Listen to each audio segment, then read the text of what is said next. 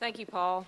It's my pleasure to first introduce Bill Haslam. As mayor of Knoxville, Bill has reduced the debt, tripled savings, and brought property taxes to the lowest rate in more than 50 years.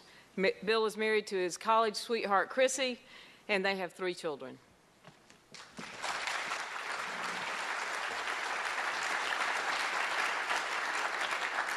I'm pleased to introduce Mike McWhirter. Mike is a successful small business owner from Jackson, Tennessee, and Democratic candidate for governor. Mike's priority is job creation and providing small business with the resources needed to put Tennesseans back to work.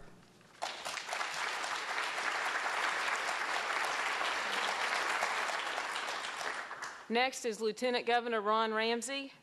As governor, Ron pledges to defend our constitutional rights, keep taxes low, and promote a pro-growth business environment in Tennessee to attract job opportunities for families all over the state. Ron is married to Cindy, and they have 3 daughters.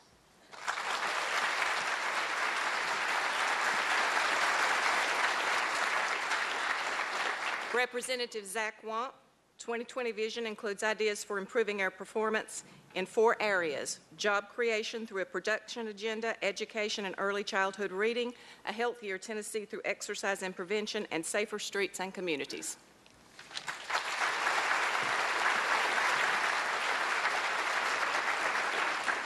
How about a round for all our candidates that were nice enough to show up in Northeast Tennessee today?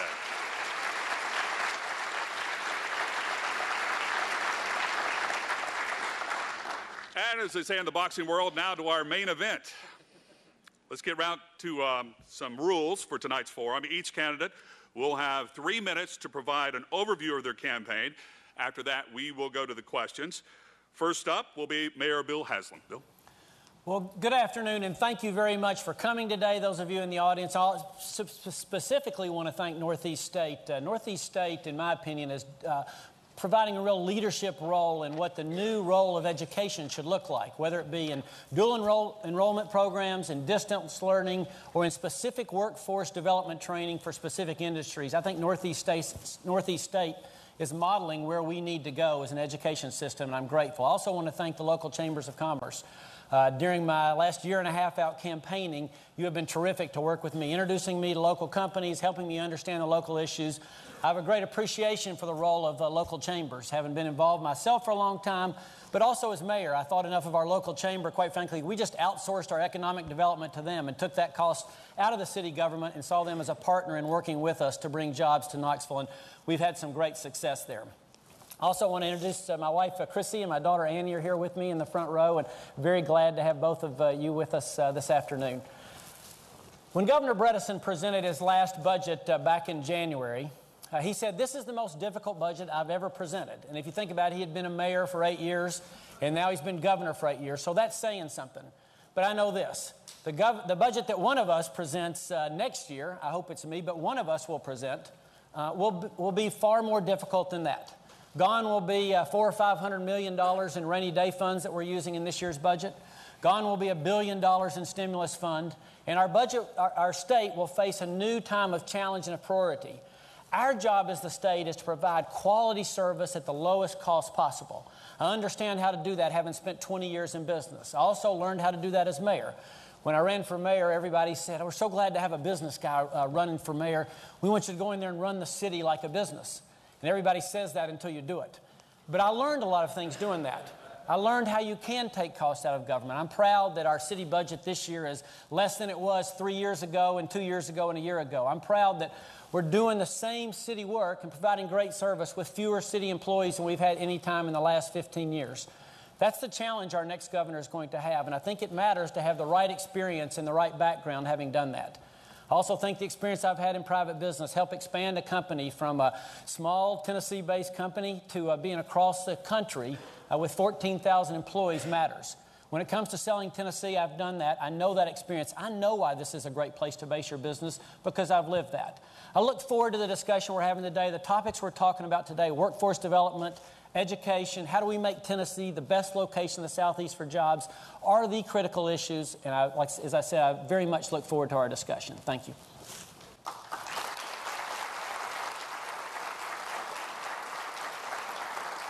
Thank you, Mayor Haslam. And now 3 minutes with Mike McWhirter. Mike.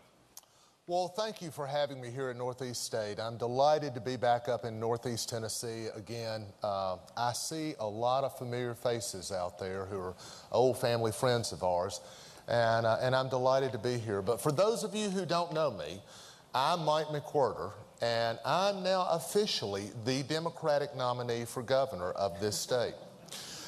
And I'm also the only full-time businessman in this race. I'm not a career politician. And as a business person, I can tell you times are tough out there. As you look across the landscape of Tennessee, we've all seen literally thousands of jobs disappear. Our state unemployment this last spring was running right at 10.7%. That's the highest it's been in my working lifetime. And however powerful those statistics are, if you've traveled the state as I have for the past 12 months, you know the reality is even more telling. Too many storefronts closed, too many empty parking lots at our factories, too many going out of business sales signs. You know, this really hit home for me several months ago as I was contemplating getting in this race when I ran into a gentleman in Gainesboro, Tennessee, and he has literally been out of work for 2 years, and he's worried about the future. But he's not so much worried about his own future as he is that of his son, who, as my son, graduated this last May from high school. This is a family that does not have the wherewithal to send this young gentleman on to some other education. And so he knows his son will literally have to move away to find employment. Ladies and gentlemen, this economy is tearing those families apart. So I'm in this race for that father and his son and the millions of other Tennesseans who want to see us get this economy going. In short, here's what I'm all about. Tennessee first and Tennessee jobs. If we're going to get our economy moving, we've got to put Tennesseans back to work, and we've got to put Tennessee businesses first. And I genuinely appreciate the opportunity to be able to talk with you about my views and my vision for Tennessee here this evening.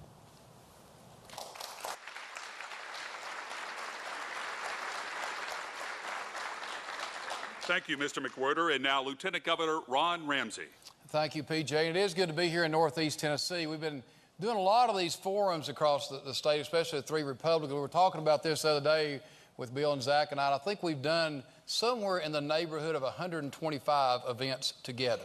So we've become pretty good friends, but it's good to be here in Northeast Tennessee, about 10 miles from my house. One reason I'm real glad to be here because my wife Cindy's sitting on the front row, and you all know Cindy. I've started just to introduce myself. Hi, I'm Ron Ramsey, Cindy Ramsey's husband. That makes it a whole lot easier, especially here in Northeast Tennessee.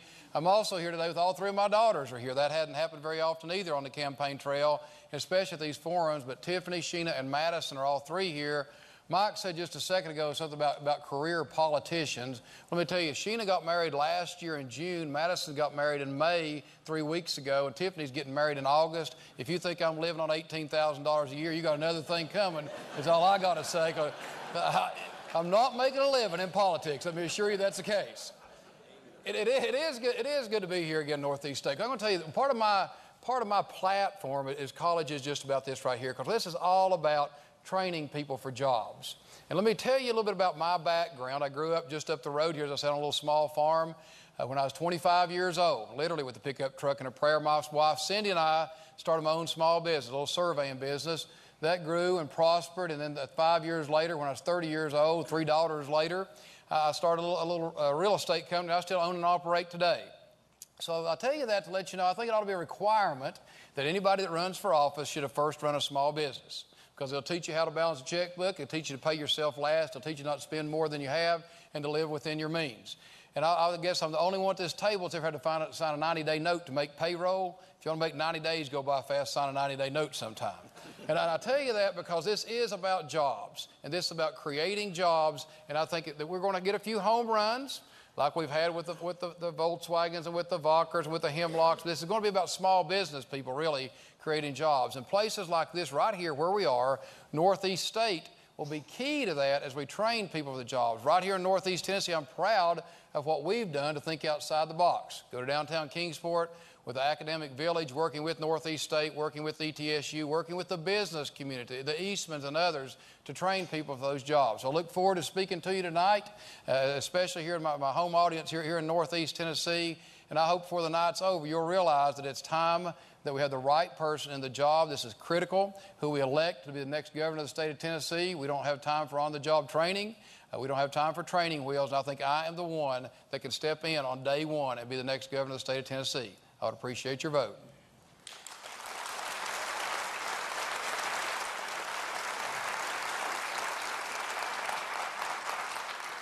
Thank you, Lieutenant Governor Ron Ramsey. And now our final presentation, Congressman Zach Wamp.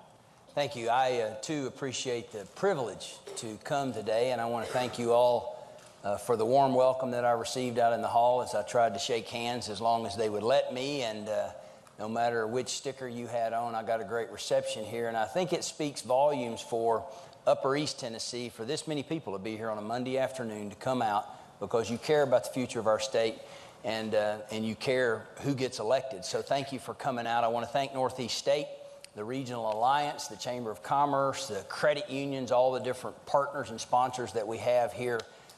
Sorry that my wife Kim is not with us. She's in another East Tennessee county for me this afternoon, and my two children, we split up as much as we can, cover as much ground as we can here, headed down the home stretch, but thank you very much. I want to thank you also up here in the Tri-Cities area for sending Ron Ramsey over to Nashville as our Lieutenant Governor.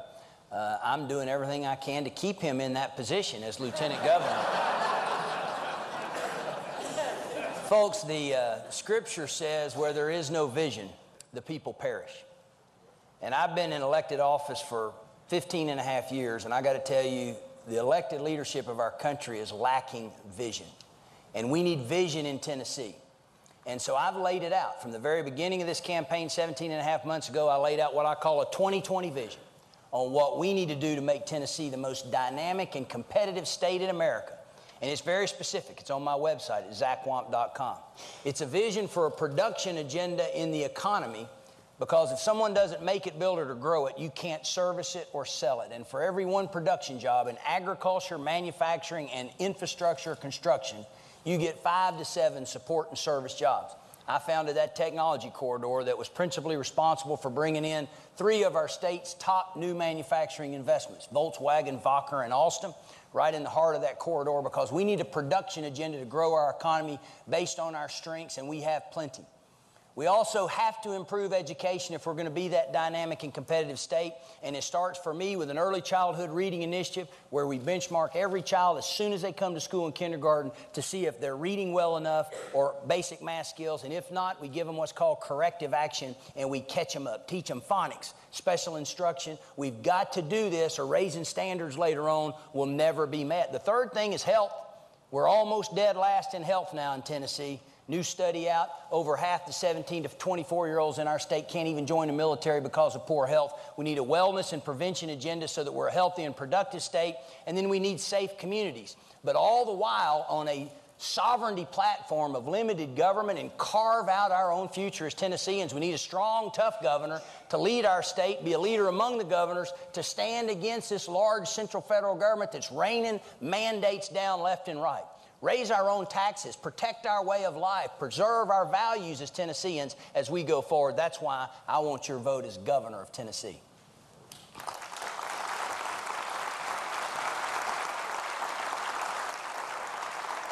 Thank you, Congressman. Now, the questions for this forum have been carefully prepared by the Governmental Relations Council of the host chambers of the Tri-Cities. We will give each candidate 3 minutes to answer the question. As you will notice, the candidates are in alphabetical order. We will start with Mr. Haslam. What is your plan for job development and economic development in our state? One of the governor's chief roles is to be the chief salesperson for the state of Tennessee. I was in the other corner of Tennessee last week and talking to some companies there, and Governor Haley Barbour, who I think is a terrific governor, but he's coming up and rating a lot of our companies through personal involvement. As a governor, he's saying, my job is to be the chief salesperson. He's taken that role on. think one of the reasons I'm particularly well suited to do that, as I said earlier, I'm part of a business that started here in Tennessee. When it comes to selling Tennessee as a place with no income tax, and that's a wonderful advantage and will stay that way, a state that's a right-to-work state, a state that has a great geographic location where we're within a day's drive of 75% of the country, a state that has an incredible quality of life. We have people at our company all the time that, we say, we'd like you to move to Knoxville, Tennessee. And they go, why? I live in Phoenix. Why do I want to move to Knoxville? And after they get a raise and a promotion, they move. But once they get here, they say, I'm not leaving. This is a great place to live and work and raise a family. And it takes a governor who understands that, who's been a part of a company that's grown here and seen why Tennessee is a great place to do that. The second key thing we have to do, we have to keep our taxes low and our regulations light. Talk to any company, like I said, all the companies I visit up here, repeatedly, what you hear is, we want a government that understands that we have to make certain risks, that we make investments, and we want the people who work with those governments to appreciate that and work with us instead of working against us. The third thing we have to do as a state is to let me back up. Our state actually has done it. We ought to give credit where it's due. We've done a good job. We've had some big successes recently. We've hit some home runs. But I think there's a little bit different approach needed now, and that's a much more regional approach.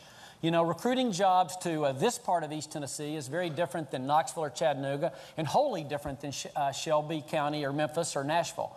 Each region, I think, should have a specific jobs council for that region, made up of local economic development professionals, local elected people, and local community folks who are involved with a strategic plan, not just saying, I'm going to bring more jobs to Sullivan County, but specifically, what are you going to do that?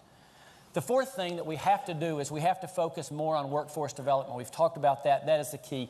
If we have a weakness in Tennessee, it's that we're 42nd out of the 50 states, and that more people in Tennessee have dropped out of high school than have graduated from college. We have to more closely link workforce development to our education system. Finally, we are losing some companies because we're not healthy enough. They look out, they see our population and say, I'm concerned about what that cost will do to me.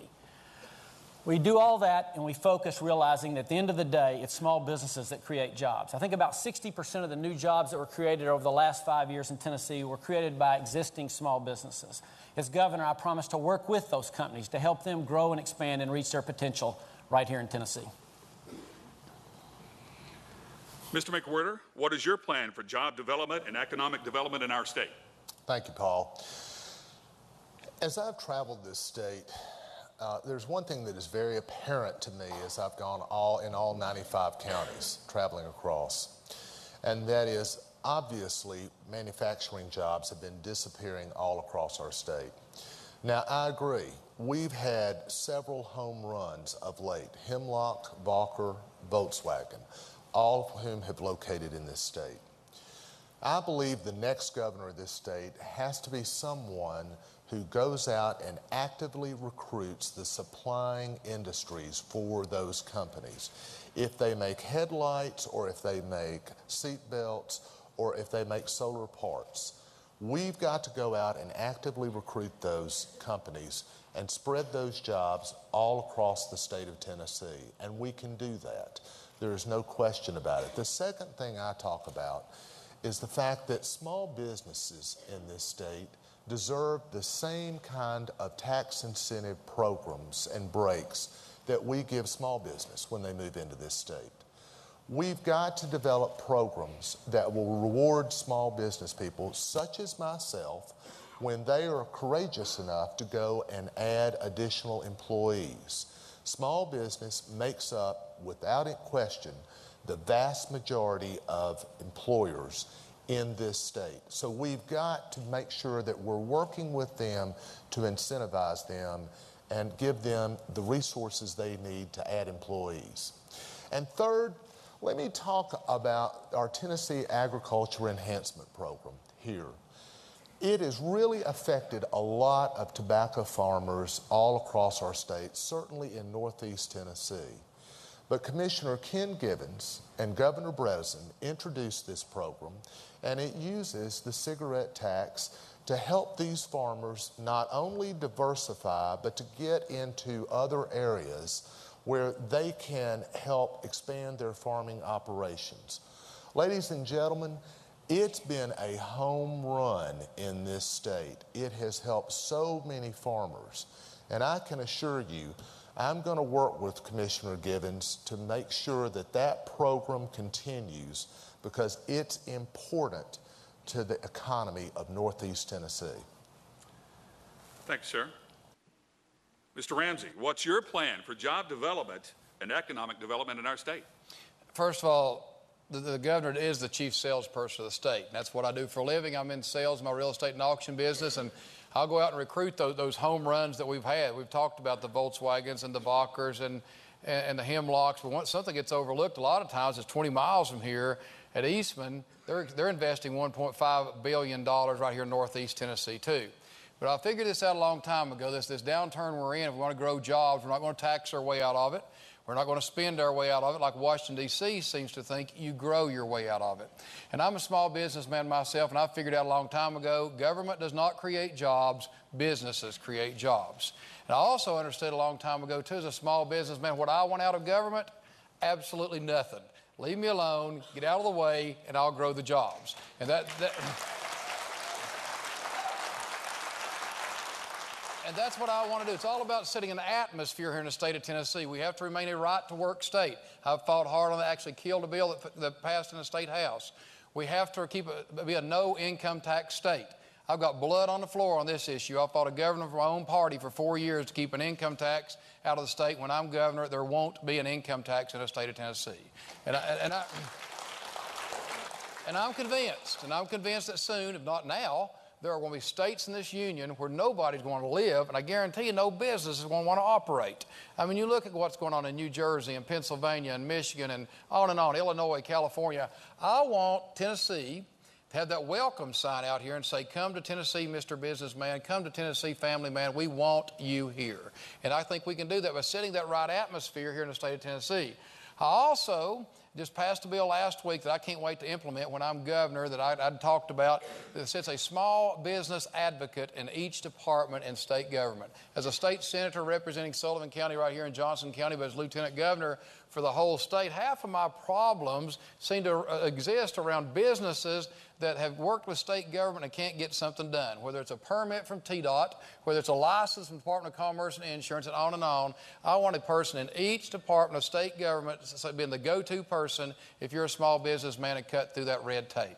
So, as a small businessman myself, I understand this. We also have to train our workforce, and right here in Northeast State is a perfect example of what we need to be doing. Using our community colleges, using our technology centers. For too long, we have assumed that every person that graduates from high school needs a 4-year degree. That's not the case. Right here at Northeast State, over at Technology Center in Elizabeth, and all across the state, we have these schools training people for jobs and getting them back in the workforce with placement. That's what we need, and that's what I'll do when I'm the next governor of the state of Tennessee.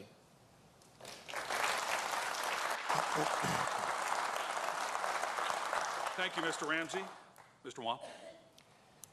Well, there's a big difference between the 4 people that sit before you. And I believe big time in small business. That's my history. That's my past. That's my family.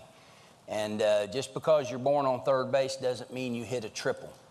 One of the things that separates us is Ron and I, neither one were born with a silver spoon in our mouth. We've had to earn everything we got in our life, and most of you did as well.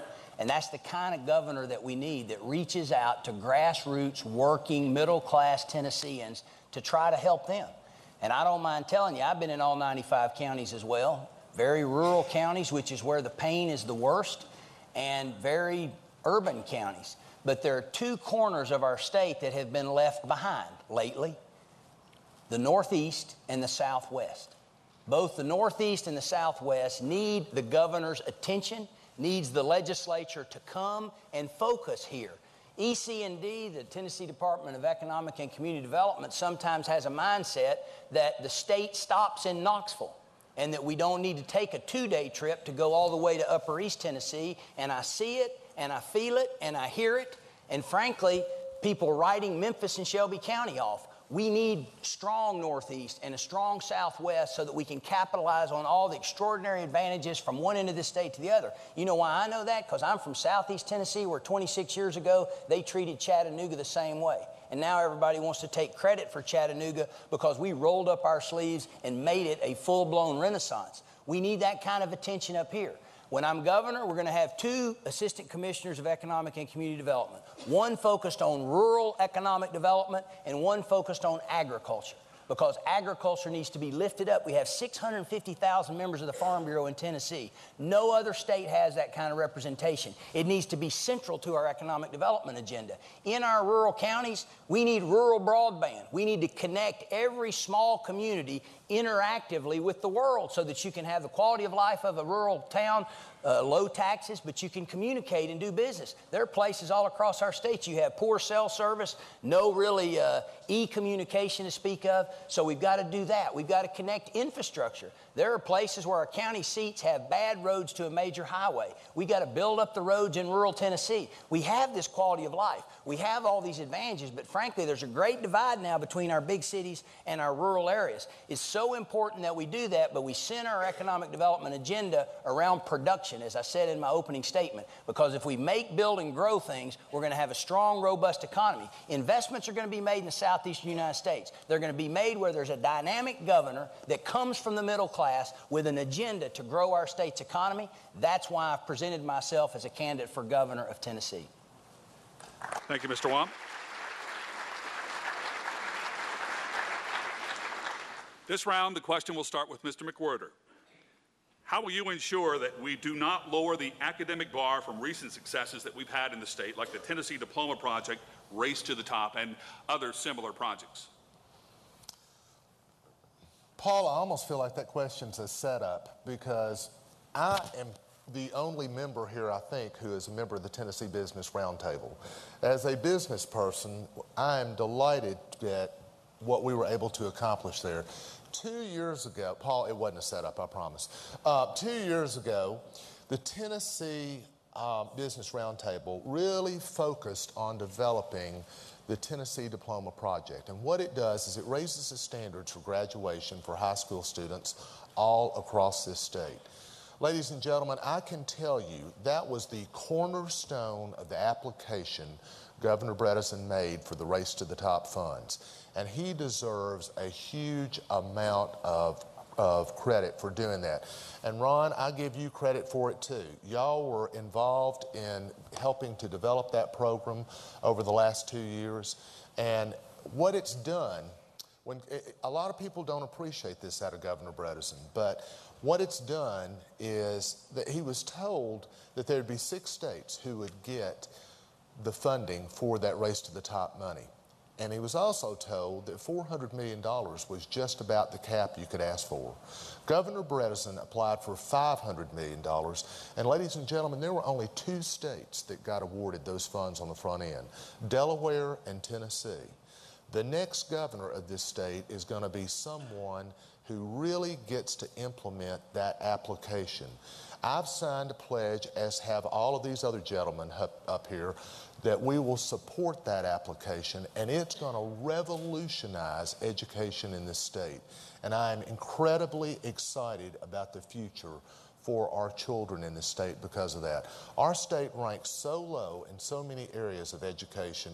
This is going to be a huge opportunity for the next governor to really make a difference for the kids who graduated last May from high school in this state.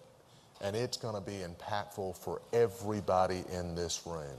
And again, I really applaud Governor Bredesen and the legislature for what they've done, what they've accomplished for everybody in the state of Tennessee. Yeah, I'm going to be there, and I guarantee you I'll be supportive. All right, thank you very much.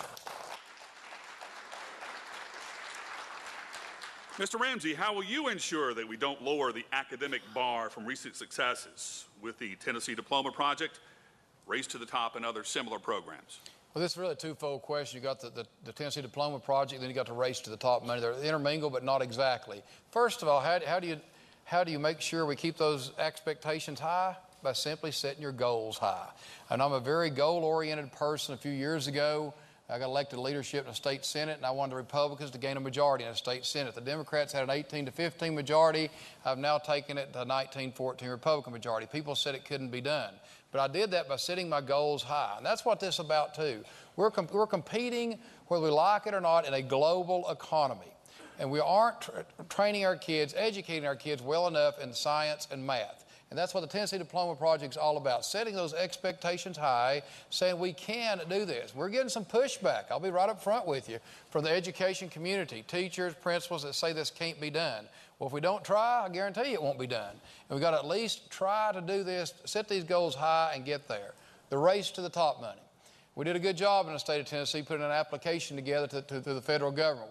We had one of the best sessions probably ever this year back in January. It did a couple of things. It tied teachers' performance to test scores. It had articulation agreements between the Northeast state and the ETSUs of the world. We actually have a good competition with our charter school systems here in the state of Tennessee. Took that to the federal government, and we got the grant money. Now, I've been around long enough. 18 years in state government, I realize that what the federal government giveth, they quickly take away. And we in state government are then stuck holding the bag. And I can give you instance after instance on that. So what we need to do with the race to top money is make sure, and this is what I'll do with Governor, that we don't start recurring programs with non-recurring money. This money is going to go away, and just remind everybody that to start off with. We can do things like training principals as long as the money holds out. I was been traveling across campaigning. I ran into a principal one day, and I said, what was your training? This was September of last year. He just become principal of a middle school, actually. I said, what was your training when you became principal? And he said, here's your keys. Good luck. I mean, principals, they're in human resources, they're in community relations, they almost have to be a CPA background. So you train principals. I can walk into just about any store, any business, and realize if they have good management or not. So it's key that we train our principals well, and they can work that down from the top. So what do? We set our goals high, make sure we keep our goals high. Don't let the pushback from the education community stop us. We have to keep going with this. And make sure we don't create non-recurring programs with this recurring money so you, as the taxpayers of the state of Tennessee, don't get hung up with this later on.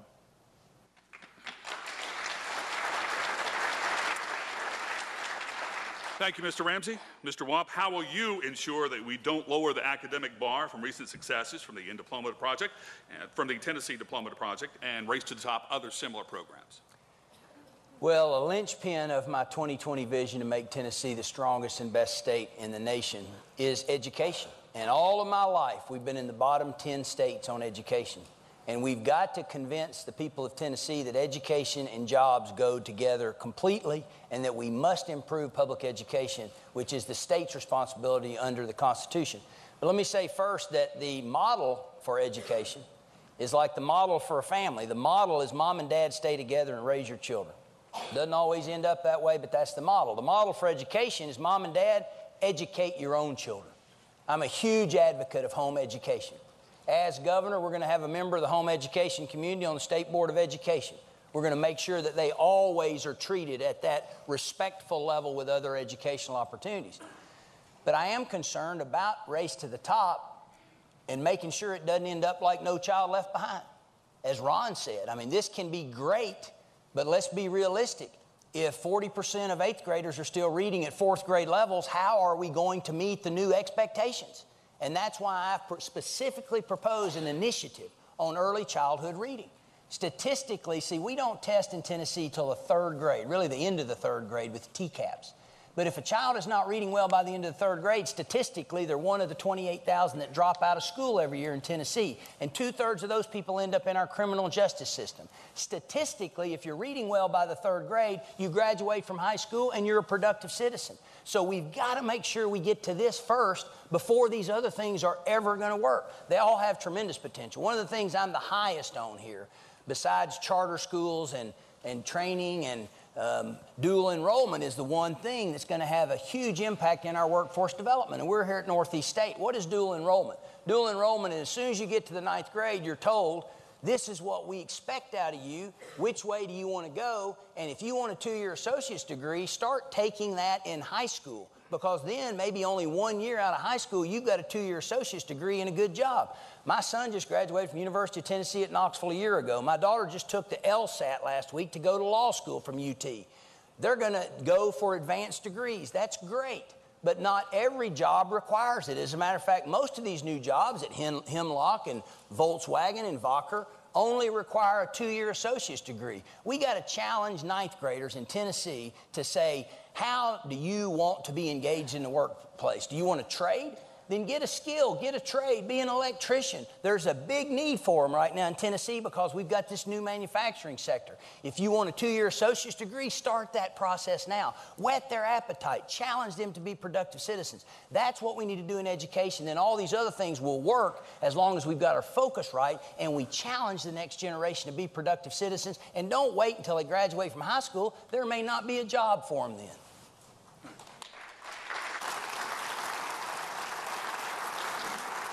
Thank you, Mr. Wump. Mr. Haslam, how will you ensure that we don't lower the academic bar from recent successes with the Tennessee Diploma Project and Race to the Top and other similar programs? A rational and long-term observer of Tennessee politics could say, I've been watching governor's races for a long time now, and everybody gets up and says, I'm going to reform education. I'm going to bring us out of the bottom. But we always stay in the bottom, so what's the difference now? There's a big difference in this governor's race and who the next governor is. Part of the Tennessee Diploma Project changes how we measure proficiency. When our kids take standardized tests every year, they get one of 3 rankings. They're either above proficient, proficient, or below proficient. Last year, 90% of our kids tested out as proficient or above at their grade level. The trick is that every state gets to set the bar for determining what's proficient. Unfortunately, Tennessee set the bar at the very lowest of almost any of the other states. We're down at the bottom in terms of saying what is proficient achievement level. This year, as part of the Tennessee Diploma Project, we're adopting the NAEP standards, which means we're going to measure proficiency the way that everyone else does. Now, we don't know yet how our kids tested this past year, but if they tested this past year like they did the year before, only 25 or 30% would test out as proficient or above, as opposed to the 90. Now, a lot of you went, oh, wow, that's incredible, and it is. But here's the thing. The next governor can lead a process that does one of 2 or 3 things. It can either be one that says, see how badly we're doing, and it starts a finger-pointing deal, and the parents point at the teachers, and the teachers point at the parents, and the parents point at the community history. We can do all that, or we can say, okay, now that we realize that we have a problem, what are we going to do differently? And I think that probably 50 years from now, the biggest difference this governor can make is how you react to this once-in-a-lifetime opportunity when we really get everyone's attention and say, okay, now that we see how we're doing, what are we going to do differently? What are we going to do differently? Well, it's going to start with that. It's going to start with making certain that we hire principals that are great principals. Did you know that most teachers stay at a school more because of the principal, even than their compensation? It's going to require a strategy for bringing great teachers. At the end of the day, nothing matters as much as that individual teacher in that classroom. We need a specific strategy for getting great teachers in there. The third thing we're going to have to do is make certain that we don't drop our standards. In the push for all this, we also have the other issue of 28,000 kids a year dropping out of school. Some would say, as you push for higher achievement, you're going to lose more. We can't have it be an either or. It has to be an and when we look at that problem. And finally, we have great data in Tennessee about our students' performance. Let's take that history and use it to say, when we realize a child is struggling at some point in time, let's intervene. We use that information like a doctor would use a bad medical report to say, here's what you have, now here's what we're going to intervene to make certain we get a different result. We can do that in Tennessee. This is a once-in-a-lifetime opportunity, and shame on us if we waste it. Thank you, Mr. Haslam. Now, some of our candidates have touched on this next question, but we are going to ask it again. Mr. Ramsey, you'll be going first. What is your position on tax reform as it relates to revenue and expenditures and the state budget? Isn't it almost funny that I've touched on this? Did I say anything about tax reform? No, I said income tax, okay? I spent 4 years in a state senate when tax reform really meant income tax. And that's what people are talking about here in the state of Tennessee is the income tax. Let me assure you, I watched as a governor of my own party, had to battle him as they shut down state parks. All they really did is shut the gate and kept people from going in and things like that. And I'm convinced that when we left down there in Nashville that year of 2002, July of 2002, that we drove a stake in the heart of an income tax forever here in the state of Tennessee. Now, I mentioned some states a minute ago where nobody wants to live now or soon for sure, with the New Jerseys, the Pennsylvanias, Michigans, etc. Do you think that those states that people aren't living there and their businesses aren't growing because taxes are too low? No.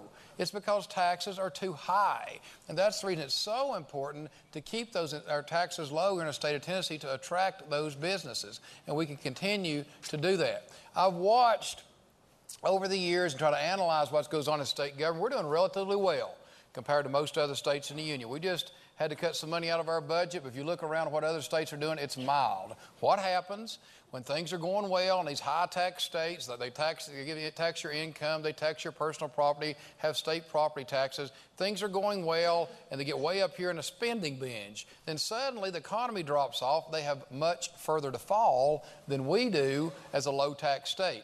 When we're a low-tax state, that keeps their spending down too. Let me assure you what's going on in Washington, D.C. right now with a $1.4 trillion deficit last year, a $1.6 trillion deficit this year, is not because taxes are too low. It's because spending is too high. And that's what you have to do as a governor of the state of Tennessee, hold those expenses down. Governor Bredesen, back about the middle of May, and he and I have gotten along most of the time, but we disagreed on this one adamantly, was going to raise taxes on every business person here in the state of Tennessee. And keep in mind, the state government doesn't have a penny unless it first comes through your back pocket. Always remember that. And the governor is going to raise taxes on items over $3,200. He called it a tax on luxury items like mink coats and jewelry. I called it a tax on things like backhoes and bobcats, on small businesses here in the state of Tennessee. You didn't hear a lot about that because he proposed it Wednesday morning. I declared it dead on Wednesday afternoon, and that's the case. And so you can.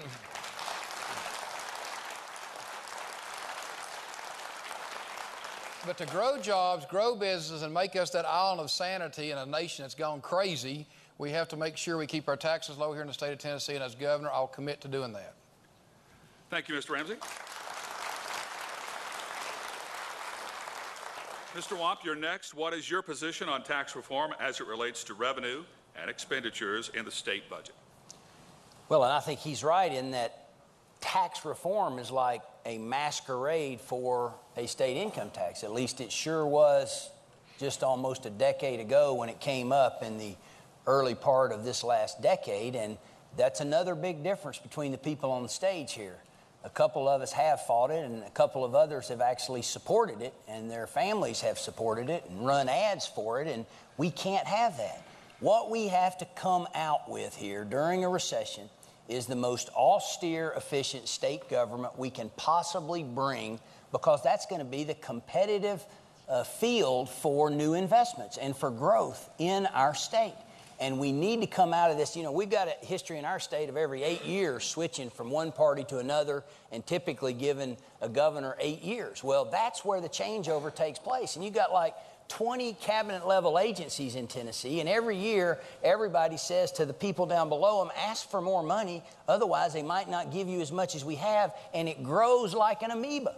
Today we have 6,000 more people working for the state of Tennessee than we did in the year 2000. We have 10,000 more than we did in 1992 working for the state of Tennessee.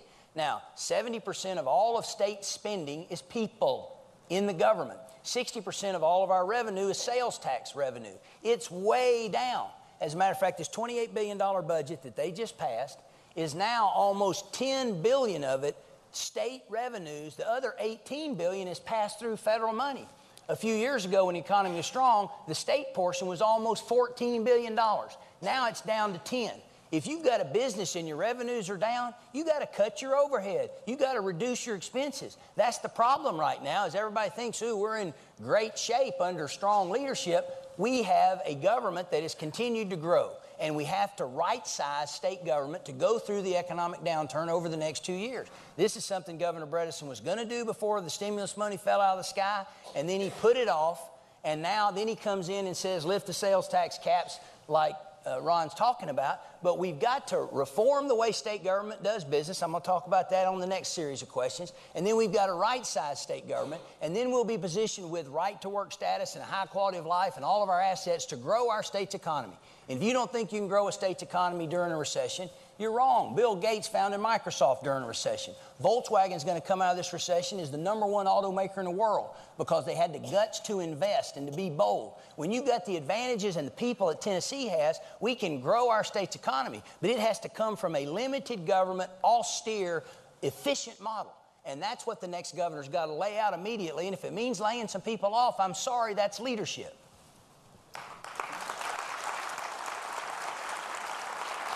Thank you, Mr. Wong. Mr. Haslam, your position on tax reform as it relates to revenue, expenditures, and the state budget. As I said in my introduction, the state of Tennessee has really a $1.5 billion problem in non-recurring revenue that's in this year's budget that's not going to be available for the next governor. Rainy day funds that go away, stimulus plan funds go away. In your home or in your business, when revenues are less than expenses, you got a couple of alternatives. On the revenue side, you can either raise the price or you can sell more.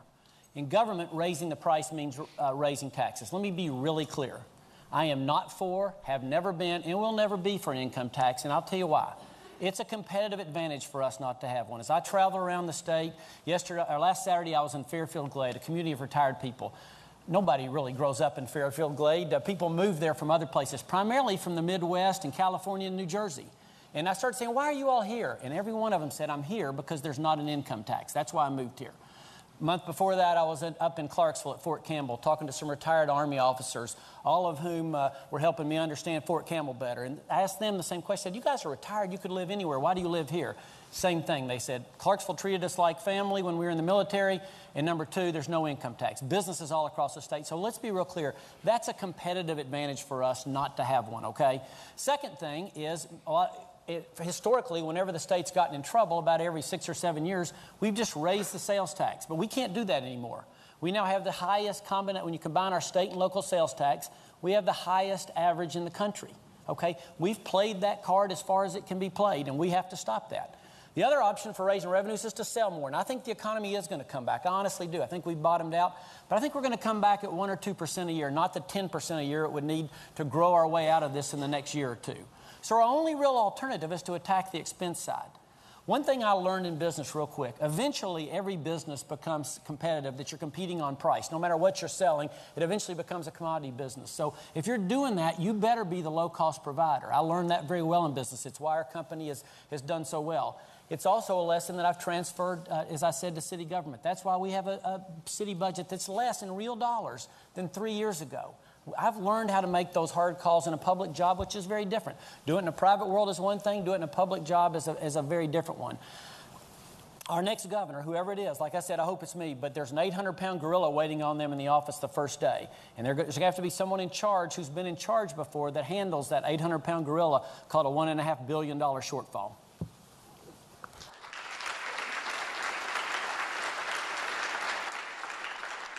Thank you, Mr. Haslam. Mr. McWhorter. I sort of thought it was kind of funny when that question came out. I think you could have answered it, Paul. We're all opposed to a state income tax. There's no question about that. But the question is, how do we move this state forward? And it is a very involved question. There is no issue about that. Here's what I see happening. I believe the economy is going to get better. I believe the revenue picture will improve somewhat. But right now, it appears to be a jobless recovery. We've got to have a governor who is focused on creating and retaining jobs here in the state of Tennessee.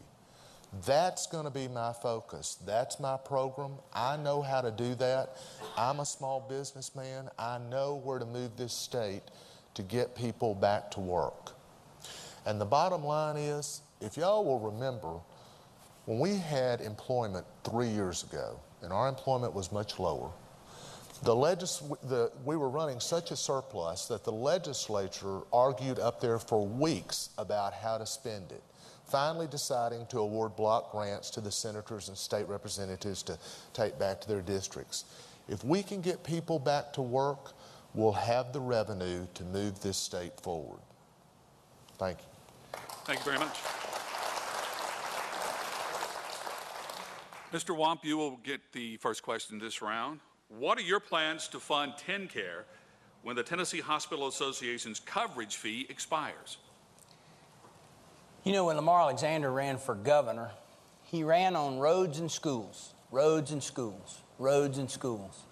Today, you can't even get to roads and schools because health care dominates the state of Tennessee's budget. I will give Governor Bredesen and Darren Gordon, who runs the TennCare Bureau, credit for in the last 2 years finally getting their arms around TennCare and slowing it down before it puts even more burden on the state of Tennessee. So one of the things I would like to do is continue the progress that has been made, and some of their progress has been a result of what's called preventive medicine. We know that most of the healthcare dollars are spent in hospitals, in the emergency rooms. And if we have a focus more on prevention and wellness, which is part of my 2020 vision, one of the 4 elements of trying to make Tennessee a healthier and a stronger state, before it's too late. Our young people, particularly right now, with type 2 diabetes, chronic obesity, hypertension, high blood pressure among 13-year-olds is rampant in Tennessee. So whether you're on TennCare, which frankly is economically just defined as part of our population, or whether you're in the population at large, you know that only 40% of the people that should have a colonoscopy in Tennessee have a colonoscopy? Colon cancer will kill you, and it's also incredibly expensive, running up the health care costs for everyone, and we all end up paying. So we've got to be a healthier state. We've got to focus on wellness and prevention, and that's one way to attack TennCare as well. A lot of our students in our schools are on TennCare. We over-medicate the next generation of Tennesseans. Only West Virginia takes more prescription drugs per capita than Tennessee. All the studies are in, folks. The most effective antidepressant is sweat. Kids need to sweat more. They need to move around. They need to be outside playing. We need to have PE in schools. Seriously, if kids get a good, healthy dose of exercise and get off the couch, we won't have the health care problems, whether it's TennCare or otherwise. But in TennCare, let me say what I found when I went to all 95 counties is that TennCare fraud is rampant. It's rampant. If we can do any single thing to further slow the growth of TennCare and make sure there's enough money in there without it being upside down and keeping a reserve, it is to increase the Inspector General's office funding to go after TennCare fraud. I saw it as I listened and learned, especially in the rural counties, and it's the saddest when Granny is getting pain pills for her grandkids to go back out there and sell them to somebody else. And that's happening all across our state. We got to root that out because it's very destructive, it's wrong, and it's taking your tax dollars for purposes that they weren't meant to. And those are the approaches that I would take. Thank you. Thank you, Mr. Warren. We could get some of those kids up here on the stage and they'd be doing a little sweating, wouldn't they? We now turn to you, Mr. Haslam. What are your plans to fund TennCare when the Tennessee Hospital Association's coverage fee expires? Right, so the specific question was about the Hospital Association and the coverage fee expiring this year. Last year, the Hospital Association, in a fairly unique situation, came together and asked to be covered by that coverage fee. Very hard decision, and quite frankly, it was a very difficult card or hand they were dealt. But I think given the situation, I think they did the only thing they could last year. For next year, I think we have to go back and look, analyze the situation at that time. I just left one of the largest healthcare providers up here in the Northeast for the meeting before that, and we talked about the pros and cons. Would anything be different next year? And they agreed that while they'd agreed to it this year, they wanted to make certain it wasn't something that continued forever. They also understood the pressure we're under with TennCare.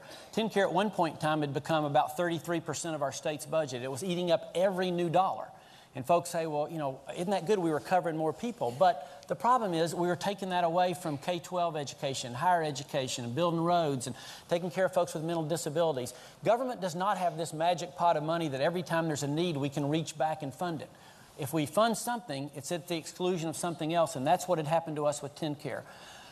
Governor Bresson did make the decisions that cut that back to only being 25% of the budget. We did it by cutting 140,000 people from the rolls and by cutting what we paid providers. Those providers are feeling a lot of that pain now. That's why they agreed, that's why the hospital part of that agreed to this coverage this time. But we can't keep doing that. We cut 140,000 people from the rolls. The new national health care plan is going to add 250,000 people back to the rolls, okay, putting additional pressure on that $1.5 billion budget hole that we're in, okay? We can't keep cutting the providers. We have hospitals now, and talking with them, they said, we have some of our rural hospitals that are barely breaking even, and if we hadn't gotten that fee, we would have gone under. That's the situation we would have been in many of our rural hospitals. So I think they made the right call for this year. We hope that's not, and we don't want that to be something that goes on forever. Let's come back next year and see if there's any way to do it differently. Thank you, sir. Mr. McWhorter? I agree. I applaud the Tennessee Hospital Association and the responsible attitude that they took this year in advocating this coverage fee to help cover some of the TennCare costs. As all of y'all know, TennCare got introduced pretty much under my father's administration. And it continued under Governor Sundquist's administration. And Senator Bob Corker was the Commissioner of Finance in those days. He made that program work, and he made it work really very well. And it saved this state over $2 billion in its infancy. And then, unfortunately, it went through a period of time when it had literally 6 different directors in 7 years.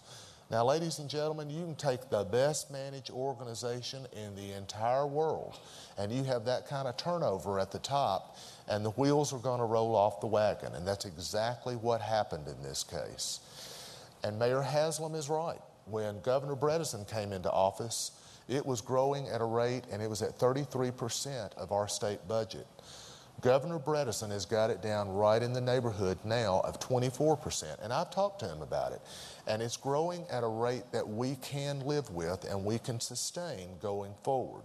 And it's a program that really does help provide a lot of preventative health care.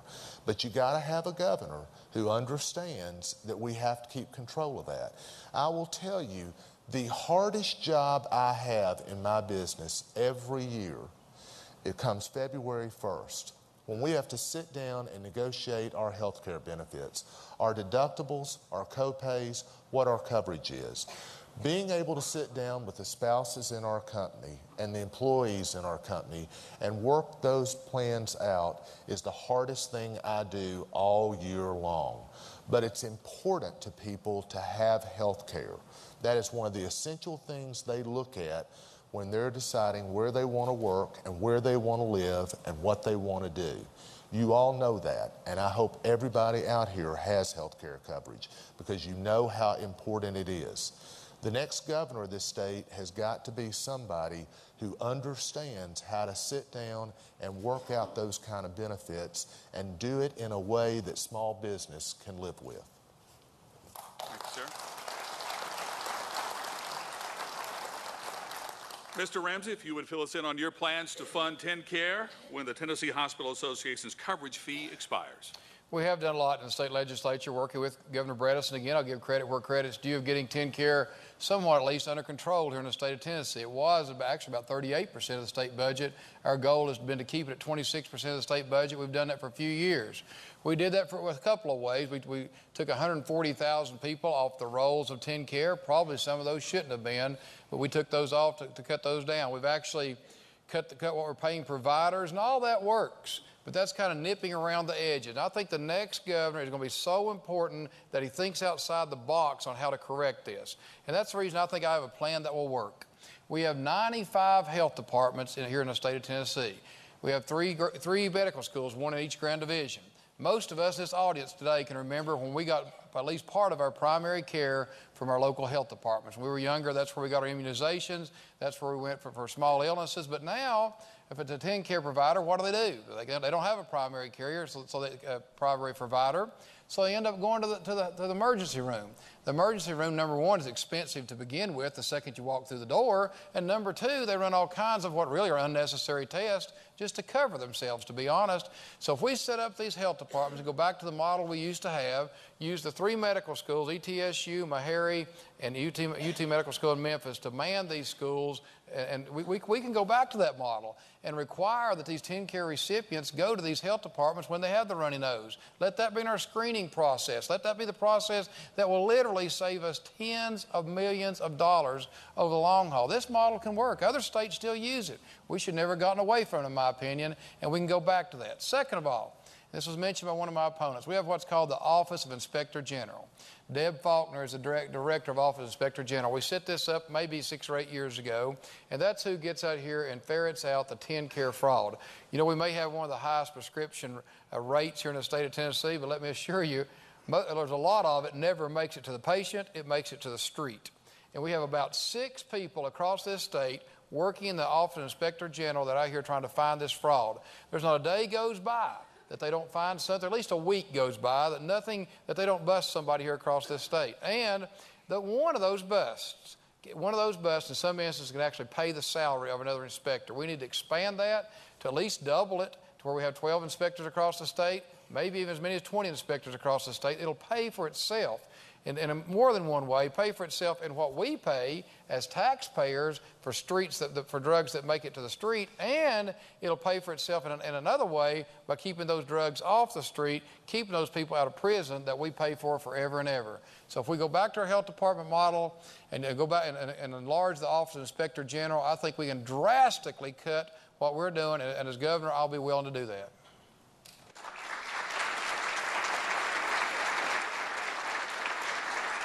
Thank you, Mr. Ramsey. The next question will be for you, Mr. Haslam.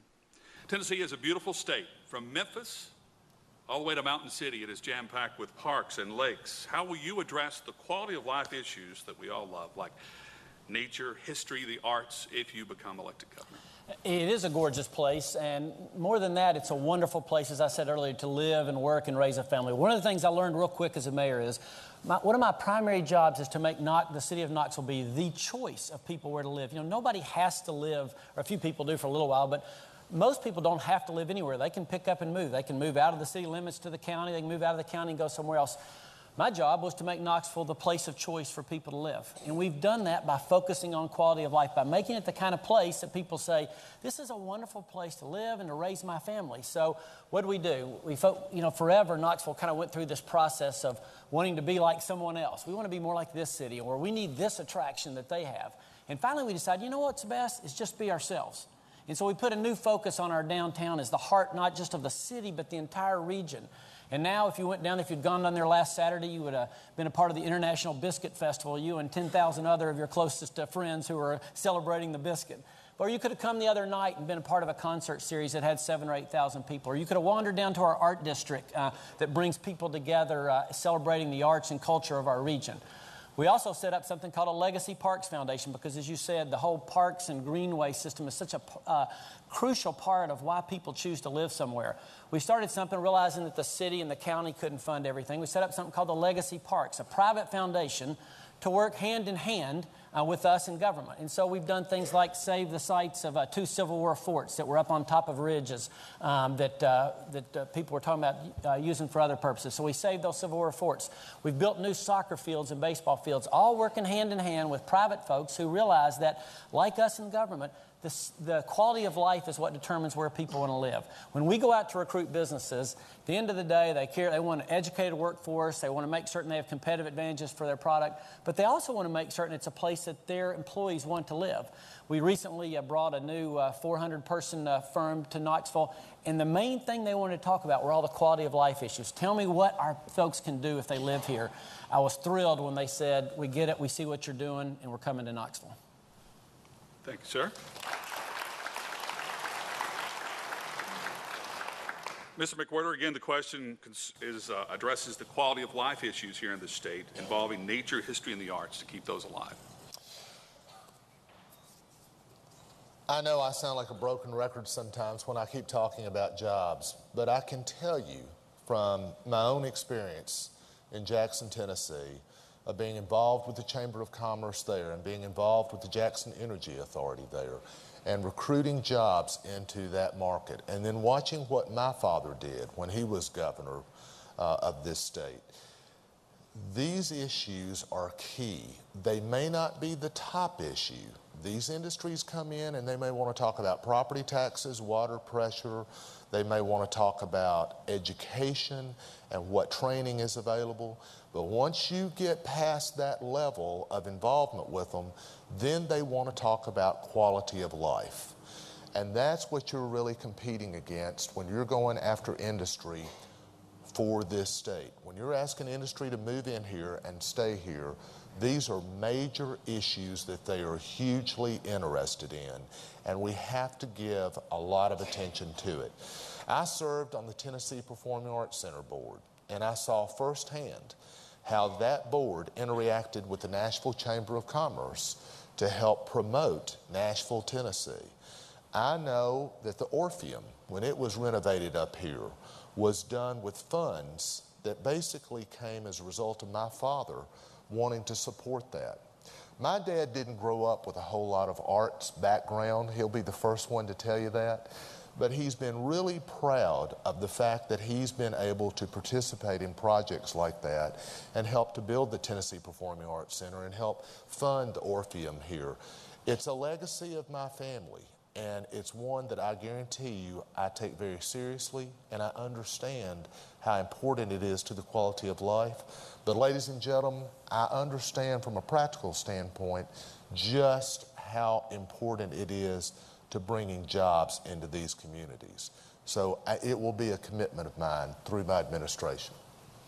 Thank you, sir. Mr. Ramsey? Well, let's take these one at a time. History, the arts, and nature. First of all, history. First thing we need to do is get back to teaching American history in our classroom. And I'm not talking about this revisionist history stuff. I'm talking about teaching the Declaration of Independence, teaching the Constitution, teaching about our founding fathers, and what made this country great. I'm convinced. Cindy and I had a chance a few years ago to go to Philadelphia and walk in that Constitution Hall where those men went in, going to redo the Articles of Confederation, and walked out with this Constitution we're still living under today. I am convinced there was divine intervention in that room. There's no other explanation for it. And our kids need to learn about that, not this revisionist history we're hearing about now. I think it's Ronald Reagan that said that our freedom is only one generation away. And you see what our greatest generation did in World War II? Let's be honest, my generation, the next generation didn't do as well, and this was not doing as well as we did. And when you got more people, we're getting closer and closer to this, when you got more people in the wagon that are pushing the wagon, this country's headed in the wrong direction, and our kids need to know about that and know about the history of this state, this country, and what made us great. When we have a president that goes overseas and apologizes for the United States of America, I get mad. I'll be right up front with you. I get mad. Now, this is the greatest country in the history of this world, and I'm proud to live here, and God bless you. Thank God for giving me the chance to live here. When we start talking about the arts, and nature too for that matter, I don't know how much government needs to be really involved in this. The arts, we need to encourage people to be philanthropic, encourage people to give.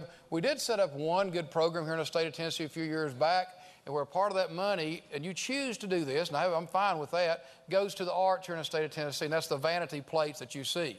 Any county court clerk will probably tell you that we have too many vanity plates here in the state of Tennessee, but we make sure they pay for themselves, and a portion of that goes to pay for the arts here in the state of Tennessee. Those are the kind of programs that I like, that the people get to choose whether they do it. They're not forced to do it, because when I get forced with my taxpayer dollars to support some of the arts, I'm afraid those arts aren't the ones that I want to be supporting, if you want to know the honest truth. Now, I'll end with nature, because we have the most beautiful state in the Union. If you go from Mountain City to Memphis, and we have what it's a diverse state. If you go to Shady Valley, Tennessee, and if you don't believe there's a God, there's something wrong with you, is all I got to say. And we need to do what we can to protect that, but at the same time, protect those private property rights and realize when people own this property, they have certain rights too, and we as a state shouldn't be taking those rights away from them. Thank you.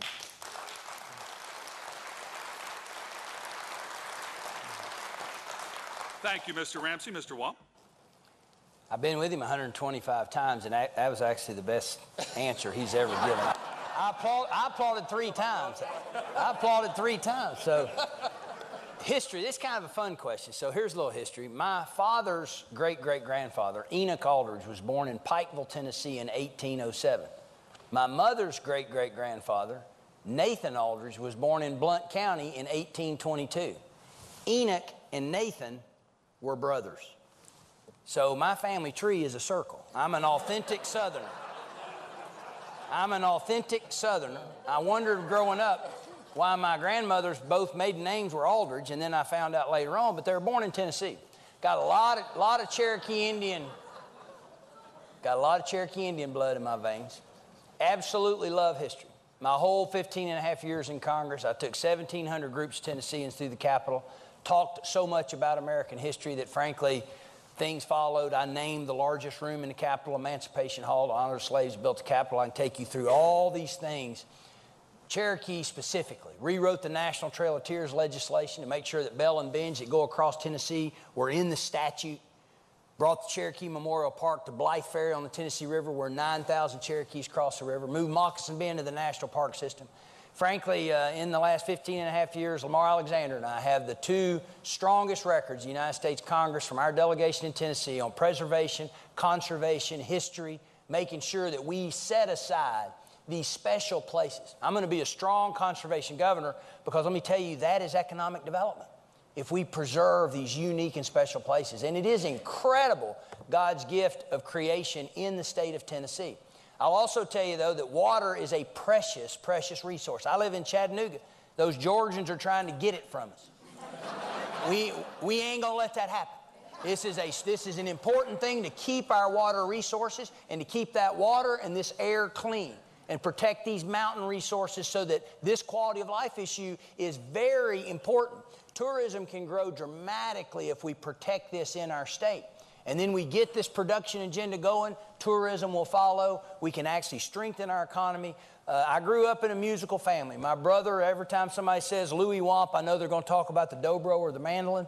There are 40 country and Christian music stars supporting me for governor. Why? Because that's our family. That's our culture. It's kind of strange. The Bredesons never lived in the residence. When I'm governor, it's all coming back in.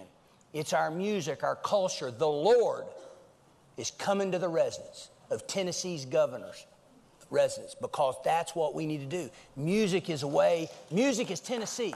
Music is Tennessee. Music will bring people. No one passes through Nashville without understanding the goodness, the values, the faith, the history, the tradition of Tennessee. Then good things are going to happen. Thank you.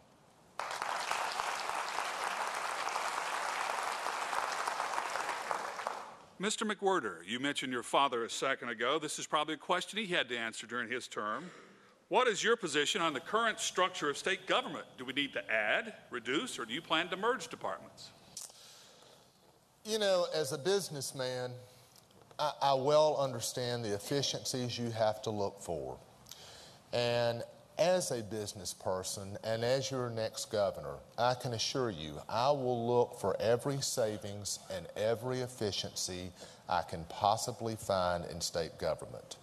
And I will make sure that we fund our critical priorities without burdening our Tennessee taxpayers.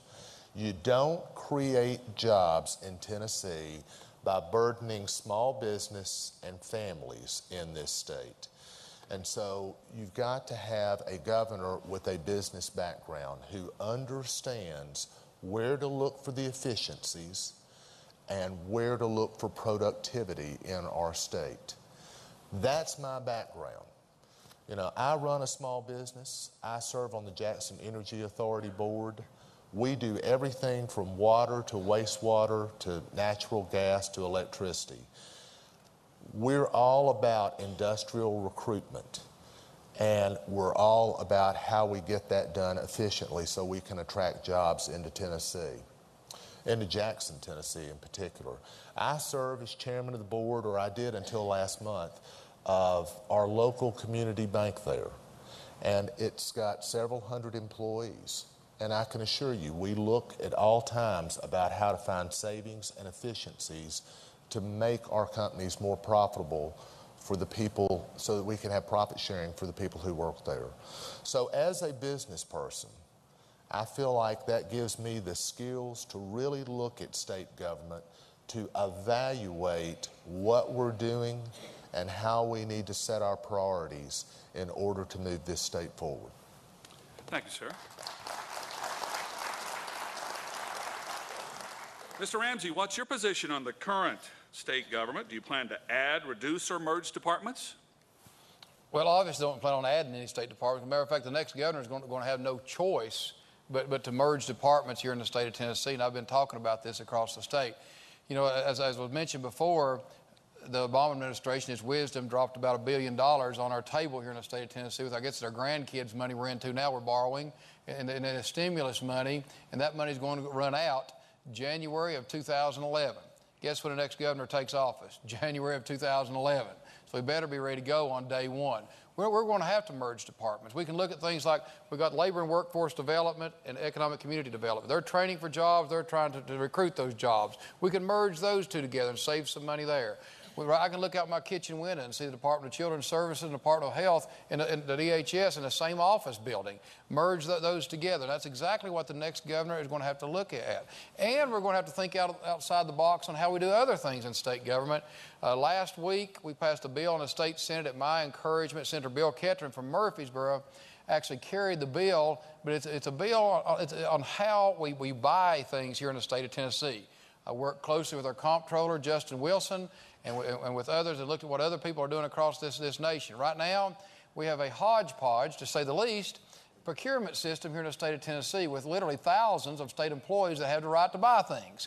I think any smart businessman can realize you pull these together and buy things in bulk, we can do a better job. Other states have done this. We haven't done it in Tennessee, and that's what I'll do as governor to bring this back in. But again, the next governor is going to have to be bold. The next governor is going to have to think outside the box. The next governor is going to have to be putting all these departments together, and I will do that when I become the next governor of the state of Tennessee.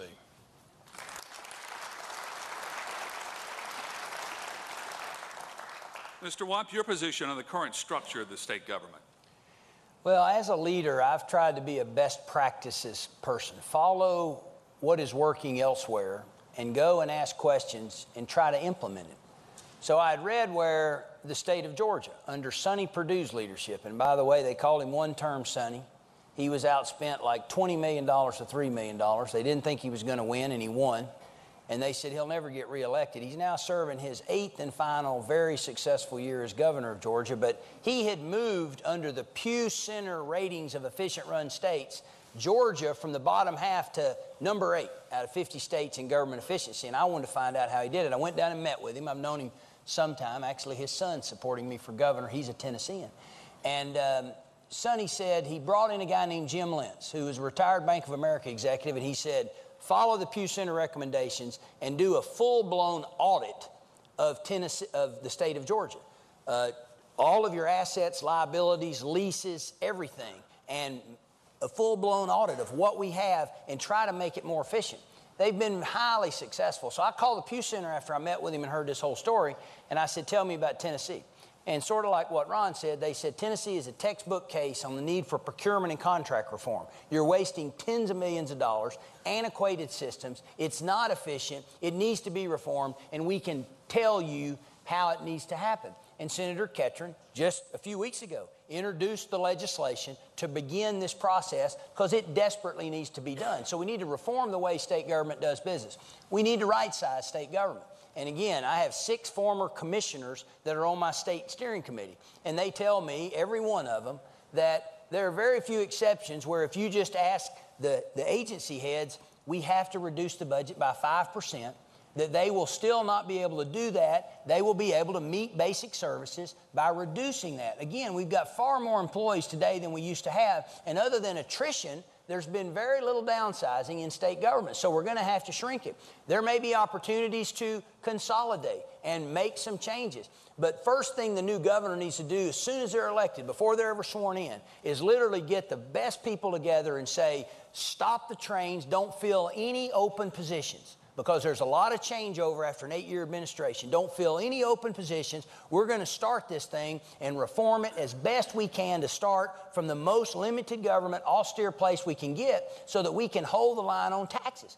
Because we absolutely are not going to have a state income tax, and we got to hold the line on all other taxes because this is exactly the wrong time to raise taxes on anybody. We got to hunker down as a state and get through this downturn and clean the state government up and then grow our state's economy based on our strengths.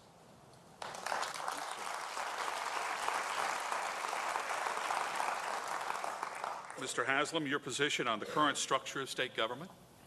Well, one of the first things I learned as mayor is the first question to ask is this: should we be doing this to begin with? One of the things I saw when I came to the city, we had just over time picked up certain functions and roles that I didn't think government needed to be doing.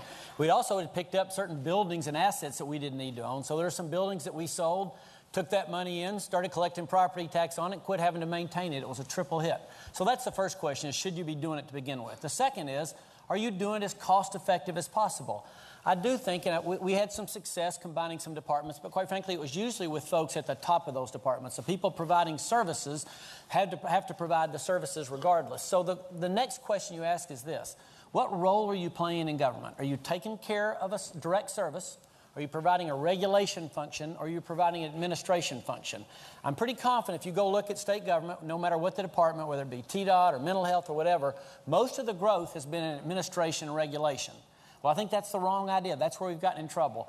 In our company, we had a saying. It was, you should either be taking care of a customer or taking care of someone who's taking care of a customer.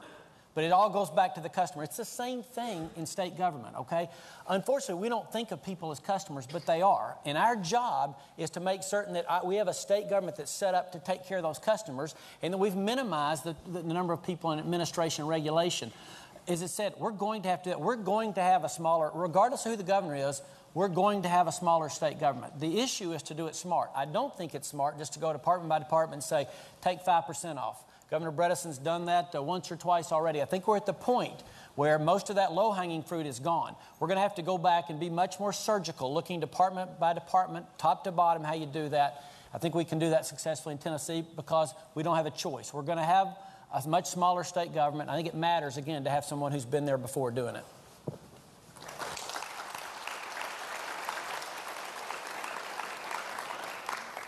The topic of jobs has been brought up time and time again. Mr. Ramsey, what approach would you take to improve the manufacturing climate for the state of Tennessee?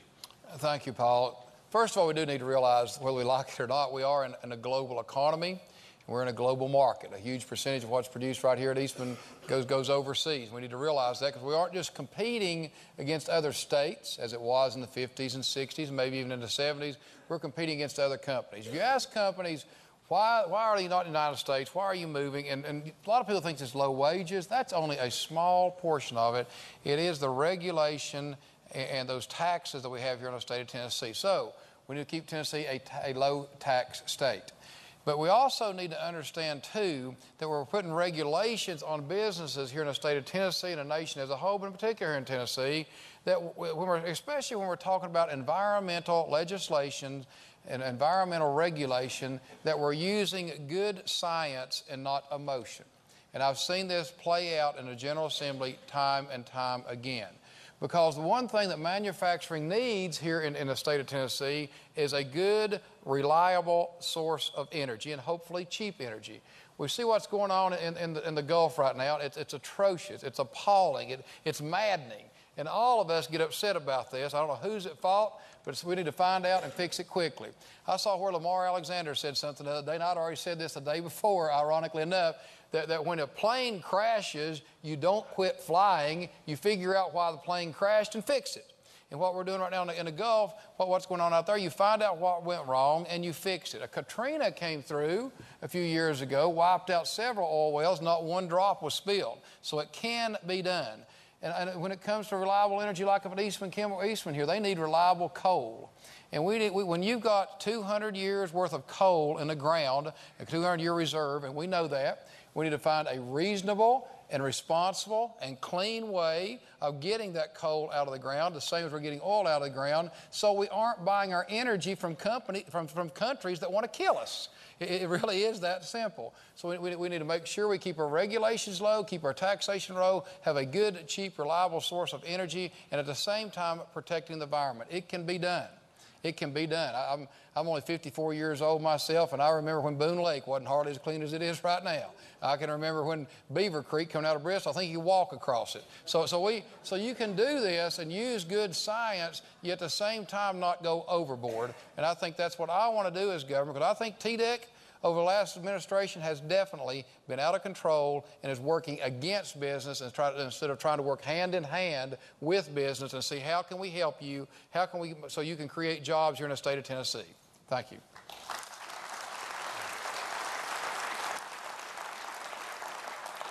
Mr. Wamp, what would be your approach to improve the manufacturing climate in the state? Manufacturing climate in Tennessee, I would argue right now, is pretty dadgum good. We're just in a recession right now, but we're doing pretty well in manufacturing. And here's why. We're a right-to-work state with a high quality of life, low cost of living. We're a low tax state. We have no state income tax. We have all these natural resources that we just got through talking about. We got hardworking people that don't mind rolling up their sleeves and going to work. They'll show up. We've got faith, values, mountains, rivers, lakes, blues, country, Christian. We have all these amenities. But that's why my 2020 vision is so important. If we don't improve education and we don't become a healthier state, we're not going to be as productive as we possibly can. But manufacturing is incredibly important, and right now we're in position with the right leadership and the right governor and the right vision to go from third in automotive manufacturing in the country to first in the next 10 years. We're in a position to be the #1 energy manufacturer of any of the southeastern states with the right leadership. And I can tell you because there's $2.5 billion of new manufacturing investment in my congressional district right now, with 15,000 new jobs coming in during a recession. We've been really about this business for a long time, and I know what they're looking for because I was there helping to bring them in. That's the sector that I came out of. In my time, though, I'm going to tell you one other thing we need to do in this state, and this comes from my federal service where I run the appropriations subcommittee that funds our military installations around the world and all of our veterans benefits. Happens to be $80 billion a year, which is 3 times the state of Tennessee's budget. But through my service on a federal level, nobody likes Congress, I understand that, but y'all like Phil Rowe because he's darn good. But let me tell you this, about what we need to do in Tennessee is we need to grow the defense sector in our state. And here's why. The defense world is not going anywhere. Unfortunately, after September the 11th, the Defense Department calls it persistent conflict. The State Department calls it geopolitical instability. We all know it as terrorism, but it's here to stay. It's a paradigm now that is not ending.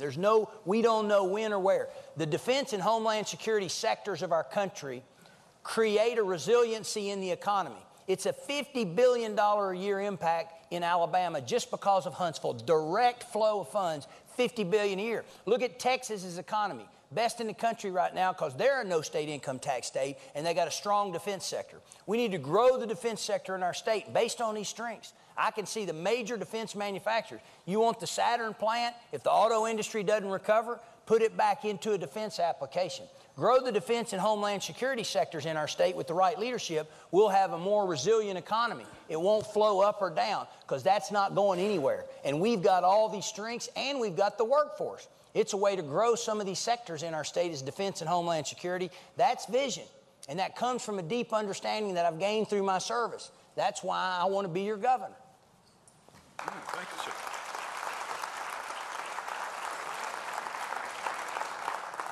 Go ahead, Mr. Haslam. So we've talked about the importance of keeping taxes low and regulation in the right framework, but what's really involved there is changing the culture of government. And all of us talk about, here's what we want to do. The reality is state government's this 40,000 plus employee institution involved in an array of different businesses. One of the things I learned as mayor is this.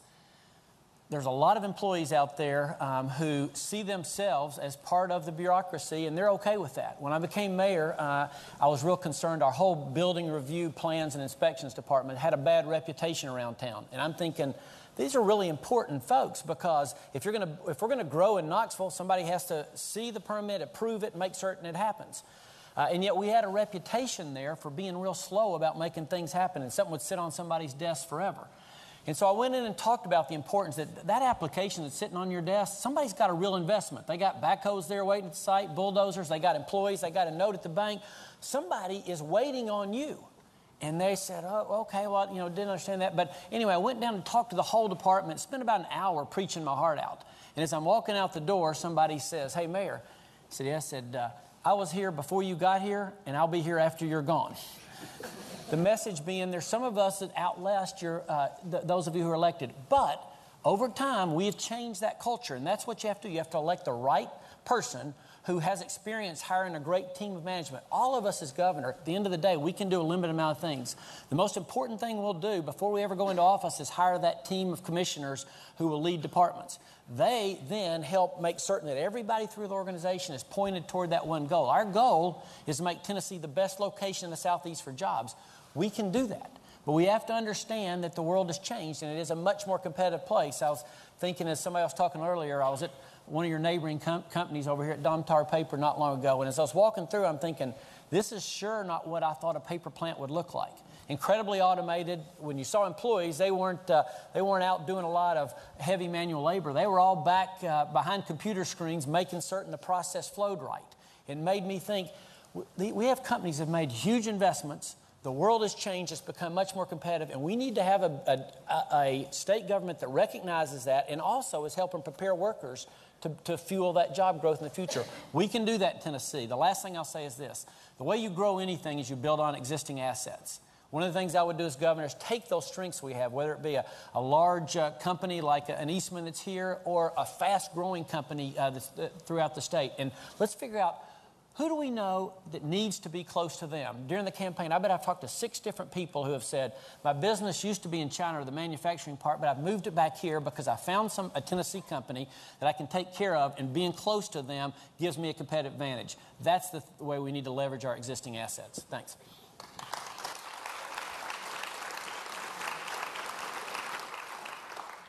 Mr. McMurdo? Bill, when we get backstage, I want to find out if that guy's still there or not. I'd be curious to see what happened.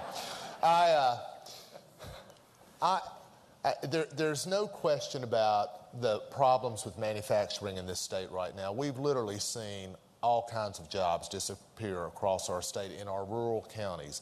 I disagree with Zach on that issue. I think we've seen lots of them evaporate. We are making some progress, and I think we're headed in the right direction. But we've got a long way to go to restore a lot of these rural communities and the manufacturing base that they need. That's why I've said earlier, I think we need to go after the supplying industries for these big companies, these large foreign national corporations that have come in. I believe we need to go after those and try to spread those jobs all across Tennessee. We've got some great locations out there. But I want to tell you all a story, and I don't want to call the company's name, but there is a company in Tennessee right now that refurbishes cell phones. And their real issue right now is being able to find the training for their people. Y'all all know, you've all got a cell phone. We change every 2 years. And so the training changes every 2 years. And they're really having a difficult time finding the training for that. We need to make sure that we're utilizing our universities, our technology centers, and our community colleges in ways that are really productive, and they're providing the curriculum we need for people to be able to find jobs, and they need the skills and the training to be able to be successful on a global marketplace. We can do that, but frankly, it really starts at the top, and you need some direction out of economic development for those programs. So I will tell you, as governor, I will work hard to make sure that our economic development department and our education department are developing the skills and the resources we need for Tennesseans to be able to compete on a global basis.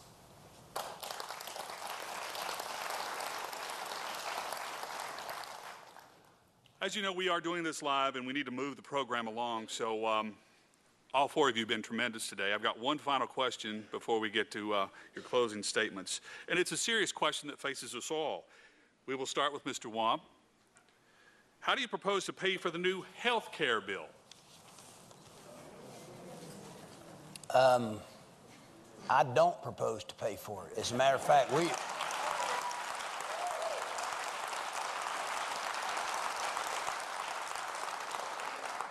we need to fight it in the courts, which our Attorney General is not willing to do, but we must do, like other states, before it's too late.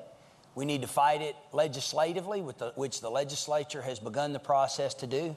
And most importantly, we need to fight it at the ballot box in 2010 and 2012, because the worst mandates in the bill don't begin until after 2012. And ladies and gentlemen, hear me, please, because I know this. We can repeal the onerous sections of this bill and not have to live under this. Our state, $260 million a year of new mandates that they don't provide the money for. And as I said on the floor of the House, we will not implement a state income tax to pay for this mandate. We will not raise taxes to pay for this. And we need to stand together in a unified way. And people like Mike McWhorter, who says, oh, it's become law, we just need to get on with it. I've got too much red blood in my veins to get on with something that was unconstitutional, that shouldn't have been done to begin with, that's going to destroy the health care system that we have in our country.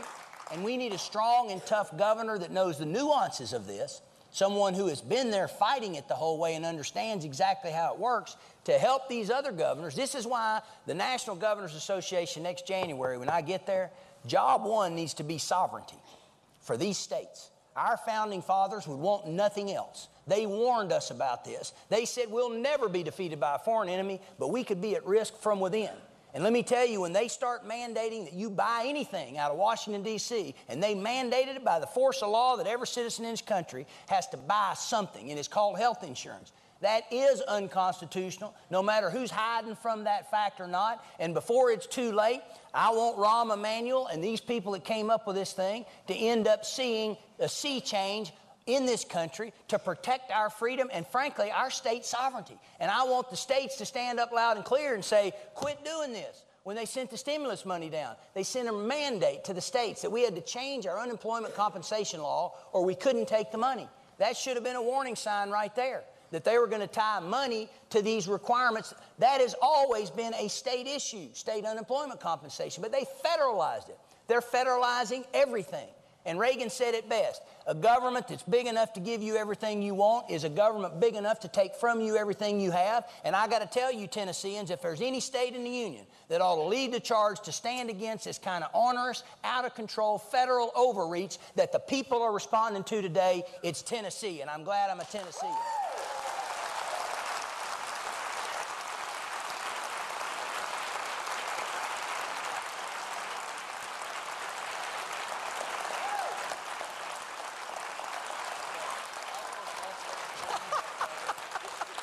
I'm sorry you're laughing.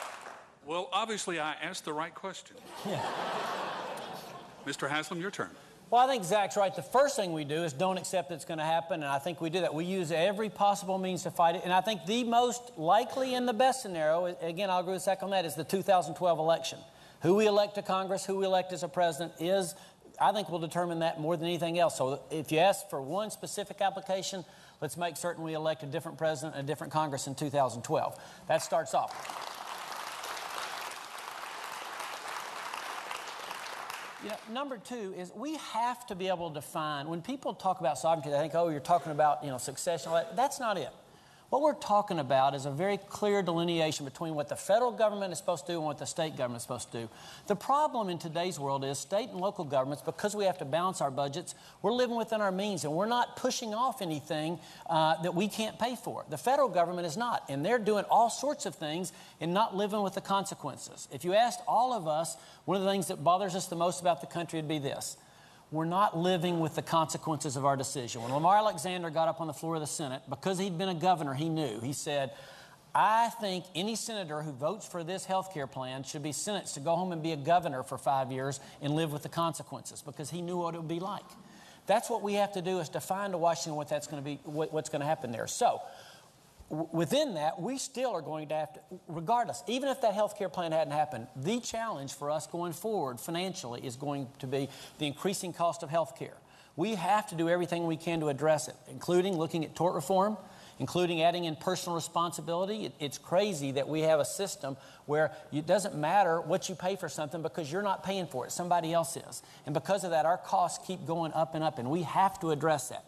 We have to look at utilization and different ways to lower the cost of health care. If health care keeps going up 10% a year, right now it's including our employee health insurance in the state, it's about 30% of the budget. If it keeps going up 10% a year, our revenues aren't going to increase 10% a year. No way. It's just going to be more and more of the state budget. And what we have to help people understand is, again, there's no magic pot of money we can reach back and grab. That money has to come from somewhere. So we'll have less for K-12 education that's so important. We'll have less for higher education for places like Northeast State and ETSU. We'll have less to help the most vulnerable in our society. And that's a shame. So we have to make certain that that additional $250 to $300 million in cost does not happen to us in the state of Tennessee. Thanks.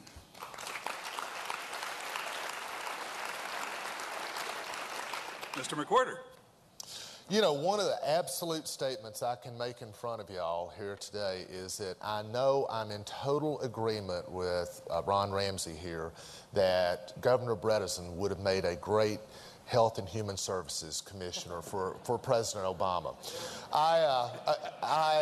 And this is his area of expertise. This is his area of background. I'm going to rely on his judgment and his thought process in this regard, I can assure you. And one of the things we have talked about is the fact that he is concerned about this being a huge unfunded mandate for Tennessee's taxpayers. And it without question will be. And we're going to have a long-term solution. But the reality of this matter is it really doesn't implement for 4 years. And whoever the next governor is will be the one who is running for re-election when this bill is starting to come due. Now, it's kind of a short answer, but it's the best one I can give you. I'm going to work with our congressional delegation to make sure that we improve this legislation and make it something that will help Tennesseans and not burden our Tennessee taxpayers. So I will work with our congressional delegation. And Zach, as passionate as you are, I'm sorry you won't be there, but maybe you can run 2 years from now.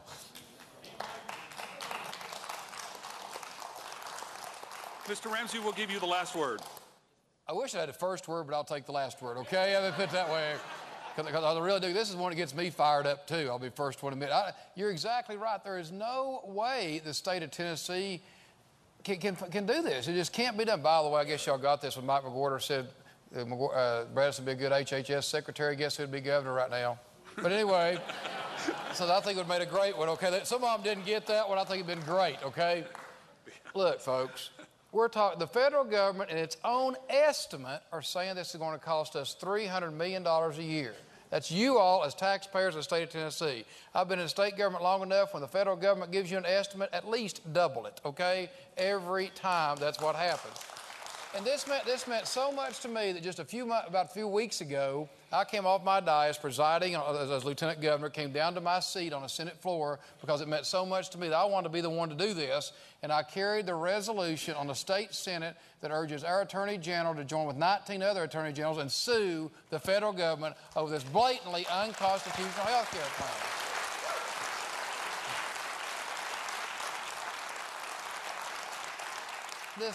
This can't be done. It just can't be done. And I've tried to analyze what's going on in Washington right now with the administration that we have. And I had a friend of mine that always used to say, Ron, always assume incompetence over conniving. And 9 times out of 10, that's right. It's just incompetence, not conniving. But I believe right now there's conniving going on that wants to change our way of life in this country. And Zach's my good friend, but how in the world can you say that I'm from Washington, D.C. for 16 years and I want to push back on Washington, D.C.? That amazes me. Boy, ladies and gentlemen, Republicans have been part of the problem too. Let me assure you, we have earmarked ourselves into oblivion.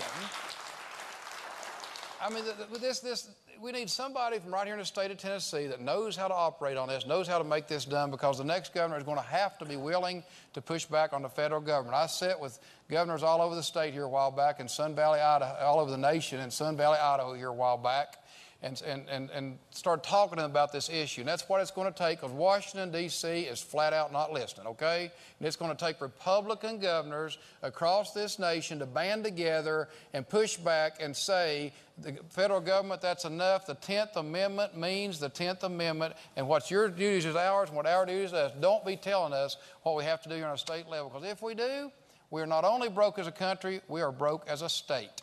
And I'll be more than willing to stand up to the federal government and say enough is enough, and this is the straw that broke the camel's back. We've sat here for years as federal government got bigger and bigger. You can go back to the 60s, back to the 30s if you want to, but thank goodness God does everything for a reason. And maybe this is the reason this passed for all of us and the Tea Party movement that I love across this state that are standing up, pushing back on the federal government and say we're not taking this anymore. And I love that movement that's doing that. Thank you. I'm not playing off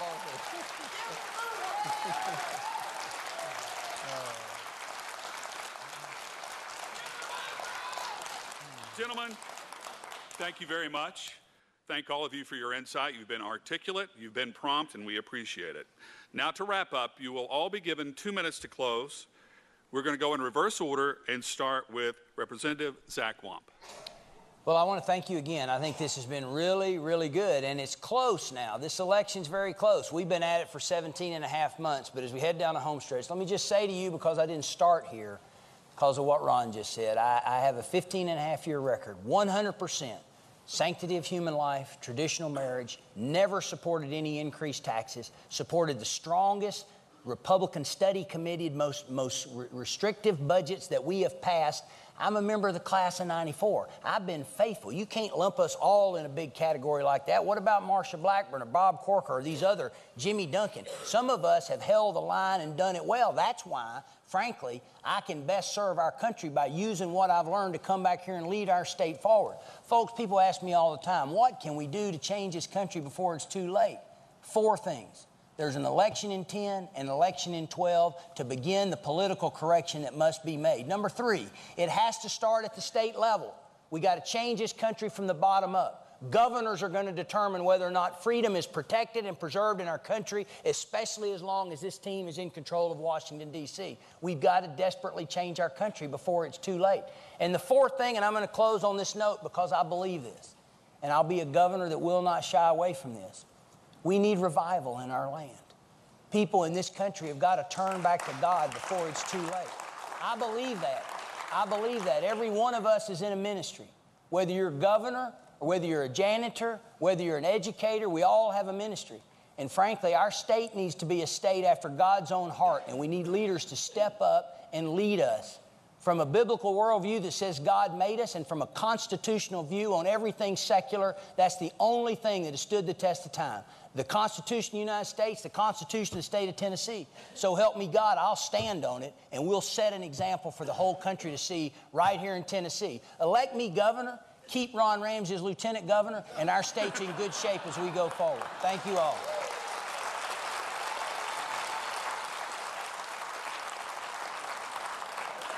Thank you, Representative Zach Wamp. And now 2 minutes with Lieutenant Governor Ron Ramsey. Thank you, Paul. First of all, lieutenant's real hard to spell. Help me get rid of that if y'all don't care. That'd be the first thing we need to do. You know, first of all, I want to thank Northeast State and everybody else that helped put this on. We have done dozens of these across the state. All of us become very good friends, but each one of us obviously think that we're going to be the best governor of the state of Tennessee. And we're 52 days away, believe it or not, 52 days away from Election Day, 32 days away from early voting to figure out who's going to run against Mr. McWhorter this fall. And I want you to sit down and examine from the bottom of your heart who you think will be the best governor of the state of Tennessee. Don't base it on who spends the most money. Don't base it on some Washington experience, but do who's best for the state of Tennessee. And who not only talks the talk on these conservative issues. I'm adamantly pro-Second Amendment. I carried the bill for gun carry permits here in the state of Tennessee in 1997 and proud of it. I'm adamantly pro-life. The Tennessee Right to Life named me their Legislator of the Year last year, and I'm proud of that. But not only all those conservative issues I believe in, that Northeast Tennessee believes in, but I'm a small businessman. As I say, every person in government should have first run a small business, and this country would be in great shape. So I have those outside experiences to make us the next governor. The second thing, I've been involved in state government, balanced 18 state budgets in a row. The last one was by far the toughest we've ever done. The governor proposed taxes. We said, no way. We're going to balance our budget without a tax, and we did it. But maybe most importantly, you need to pick somebody that has the vision to take Tennessee to that next level. A few years ago, I had a vision to get a Republican majority in the state Senate. People laughed at me when that happened, but I had the leadership skills, the vision, and the wherewithal to get us there. And I have the vision, the leadership skills, and the wherewithal to get Tennessee to that next level, because I do believe that we can be that island of sanity, that shining city on the hill that Ronald Reagan used to talk about right here in Tennessee. And that's what I want, and that's what I'll do as your next governor. I need your support. I need your vote. It'd be nice to have someone here from Northeast Tennessee. No, that's no reason to vote for me. Vote for me because you think I'll be the best governor. So please, vote for me either on August 5th or early if you want to. Thank you for having me here today.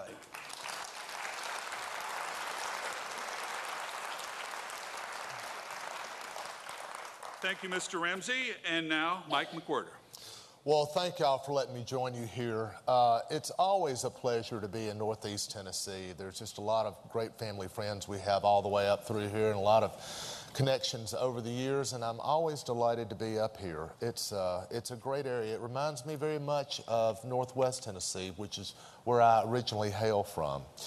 You know, as I mentioned, my campaign is about jobs and job growth. I believe the next governor has got to be completely focused on retaining jobs and doing what that takes to keep jobs in Tennessee and creating jobs here in Tennessee. So in short, as I've said, what I'm all about is Tennessee first and Tennessee jobs. If you run an existing business in Tennessee, I have a message for you.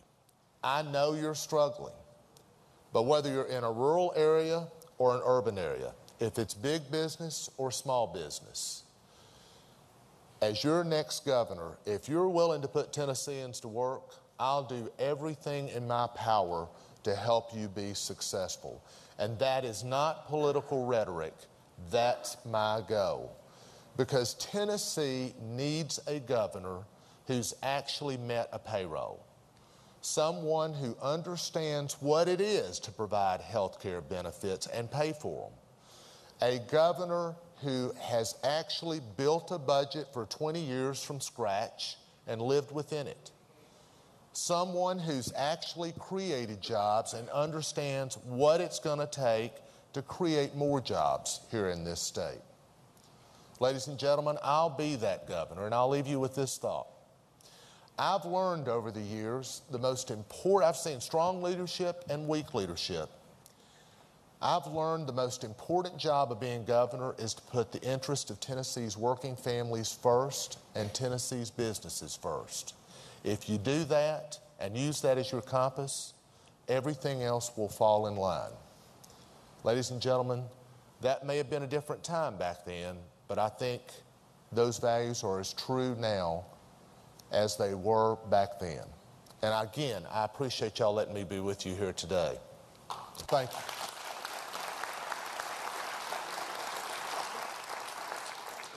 Well, thank you very much. You all are incredibly kind and committed to be here today, to give 2 hours of your afternoon to be here listening to us. But I'm not surprised. As I go around the state now, I hear from person after person, you know, these are serious times facing us. They need serious answers. The other thing I hear from people all the time is, why would anybody want to be governor right now? Well, for me, it's real clear. I have a friend who flies for Delta, and he says, you know, on sunny days, everybody wants to be a pilot. But when it's stormy up there, some people think that being a pilot doesn't have any appeal to me at all.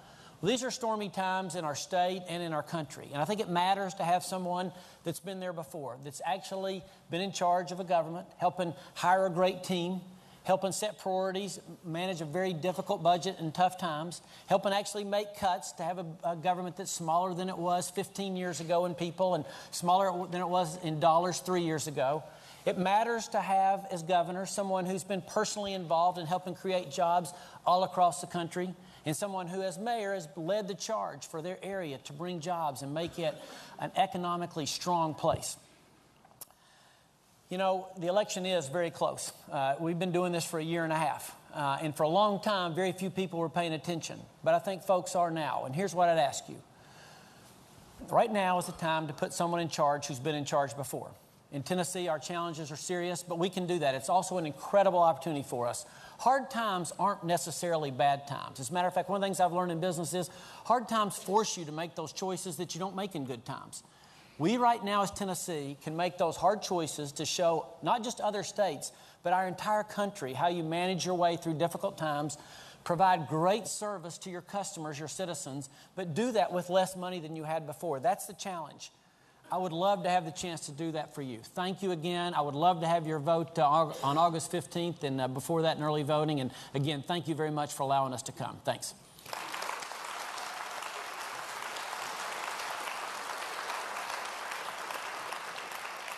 Thank you, Bill. You've all been a credit to your party and your state today. You've put on a tremendous show for all the folks here at Northeast State and for the thousands watching. Let's give them a big hand for coming to Northeast Tennessee.